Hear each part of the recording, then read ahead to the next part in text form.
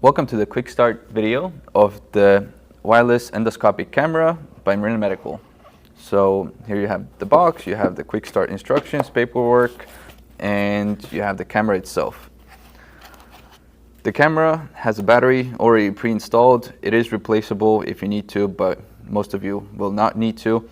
Has a magnetic charger that just simply uses a USB, and the other end attaches magnetically onto this. Step one, when you receive the camera, is to charge it. Step two, to set it up, you press and hold on the power button. And what this will now do, it takes about 30 seconds to generate its own Wi-Fi network that we're going to connect to. So I'm going to show you how to do that. In the meantime, if you haven't already, go to the App Store, type into search EndoVision, and you download this app. Once that's downloaded, we can go to Wi-Fi settings. I'm going to select Wi-Fi here. And now I'm going to wait for a network that's going to be generated by this camera. So, as I said before, this may take up to 30 seconds.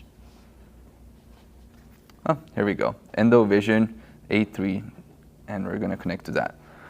Default password is EndoVision, all lowercase, and number 8. So EndoVision 88. And I'm going to hit join.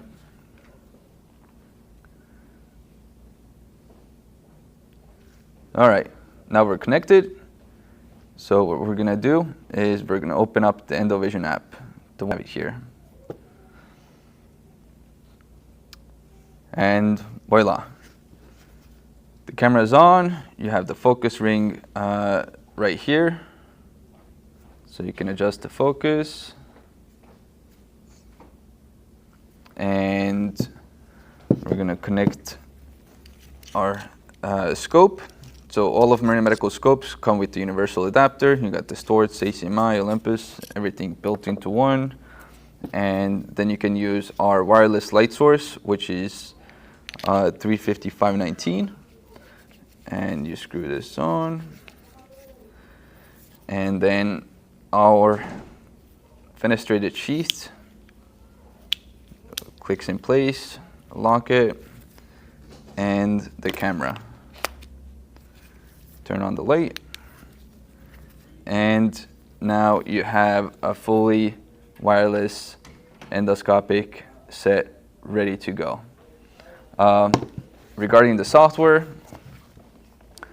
you can do the auto white balance here, you can do photos here, record video here, and to gallery you can just go here for a local directory and you can look at the photos that have been recorded or videos that have been recorded.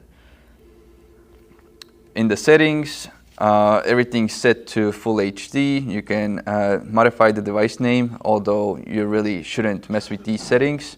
50 Hertz is good. If you need to flip the camera image, you can press here and it will flip the image like so. And you want to have the full screen experience. And that's all for the camera. Thank you very much.